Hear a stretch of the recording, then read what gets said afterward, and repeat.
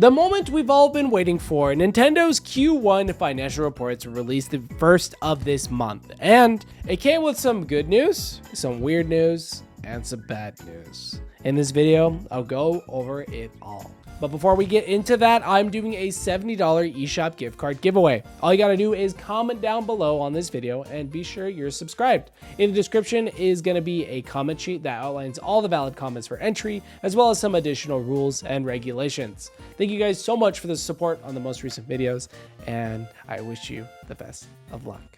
This is a big one, guys. I know we've all been expecting this. We've gotten estimations, but now officially from Nintendo, we have gotten the exact sell numbers, where the Switch 2 has sold more than 6 million units in the first 7 weeks. By the way, this information comes directly from Nintendo, where this documentation got put out during their investors meeting. But 6 million units is absolutely crazy, and compared to the Switch's launch and everything else. Alongside this, they revealed that Mario Kart World sold 5.63 million units. And that attach rate, I think, what is that? That's like close to 90%, which is to be expected because if you guys don't know, Breath of the Wild, the launch title for the Switch 1, had over 100% attach rate, meaning that there was more copies of Breath of the Wild sold than the console. But Mario Kart World is a little bit different.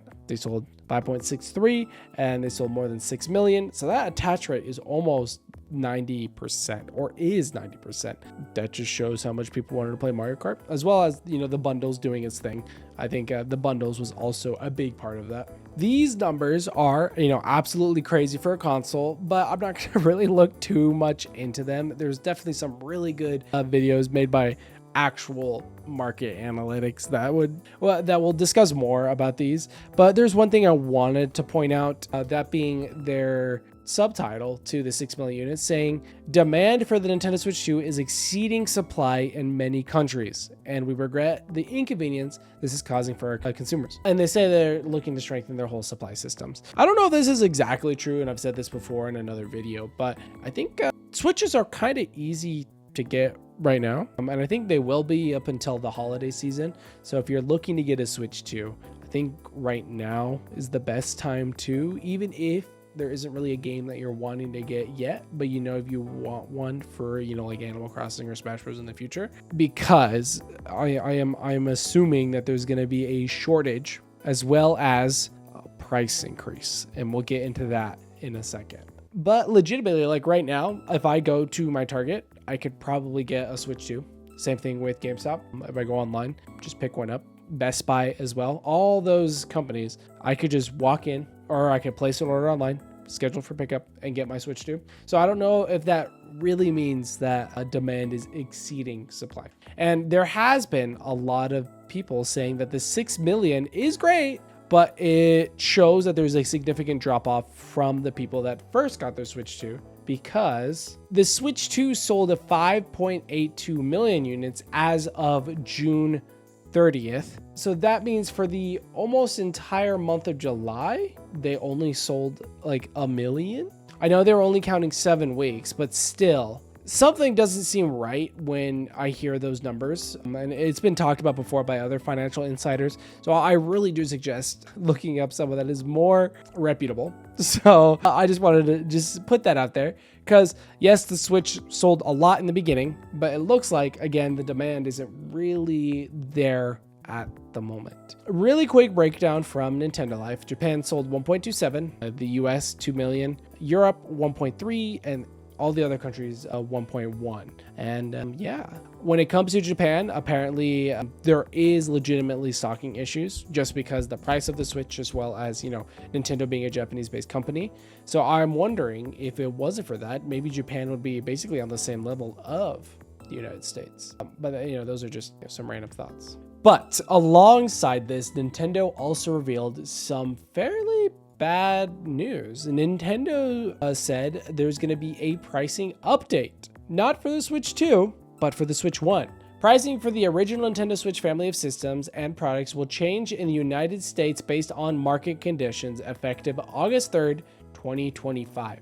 These include the Nintendo Switch OLED, Nintendo Switch, and Nintendo Switch Lite. And essentially what they're doing, they're raising the original Switch to $40, the Switch Lite $30, and the Switch OLED $50. And yeah, this is crazy. Like, I'm not trying to defend Nintendo right here. This is 8-year-old hardware and they got a price increase. And I'm assuming like Nintendo's just trying to squeeze that last bit out of the consumer, which is unfortunate because I don't know if Nintendo's actually shipping out any more Switch ones. I think it'd be crazy if they were. I think this is also for two reasons. One, I don't think Nintendo is looking to acquire more people when it comes to the Switch 1. If they want to acquire a new customer, they want to do it through the Switch 2. So you want to make that look as appealing as possible. Why would I buy a Switch OLED for $400 when for $50 more, I could get a Switch 2? And you know, the amount of Switches that are out in the wild, I don't think they're going to be selling a lot more.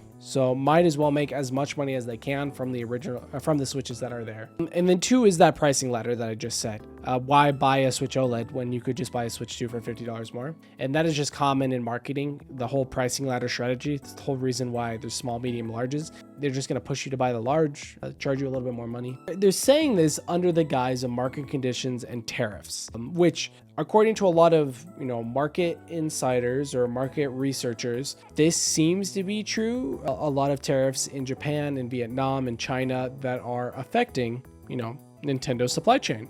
But there's one thing I'd like to point out that I think is important. When companies say change to market condition, it's like a catch-all.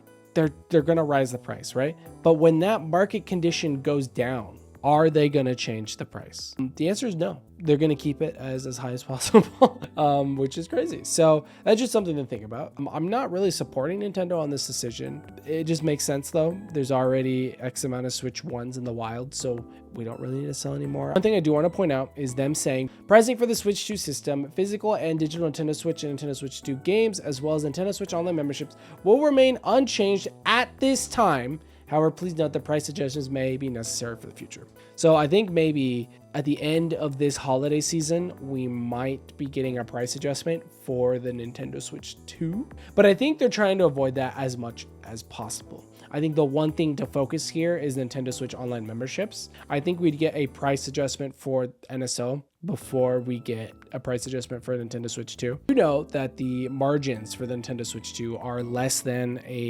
are in the single digit percentage, according to some market insiders. So deal with that information as you wish. I think Nintendo is always going to want to make money off of the consoles. And if they can't do that, then they're going to have to raise prices. I think right now, adjusting everything but the Switch 2 is just a PR kind of thing where they're going to offset the cost of, you know, maybe the Switch 2 by, you know, pricing everything else higher. It gets people to buy the Switch 2 as well, but also, you know, make some money back by every sale of everything else. I don't want to be selfish, but I already have multiple Switch 1s. I think it sucks because they're also adjusting prices for Joy-Con 2s and all the other accessories again. And that's probably going to affect me because I'm wanting to get a second pair of Joy-Cons. But honestly, if you're looking to get a Switch 2, buy one while you still can at a decent price before the holiday season. It's a little unfortunate because I honestly, like, legitimately, I don't think this is Nintendo. This doesn't feel like Nintendo. This doesn't feel like the Nintendo I fell in love with. Nintendo with Reggie. But yeah, that's just my opinion. Let me know what you guys think of the overall sales of the Switch and the price increase in the comment section down below. Subscribe if you haven't already, and become a member if you want to support the channel. I've been doing daily videos now for like 2 months now, so subscribe. Anyways, thank you Jesus and Evan for being channel members, and I will see you guys tomorrow. Goodbye.